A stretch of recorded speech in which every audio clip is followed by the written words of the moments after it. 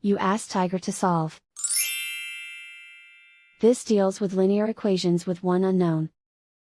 The final result is b equals -3. Let's solve it step by step. Group all constants on the right side of the equation. Subtract 7 from both sides. Simplify the arithmetic.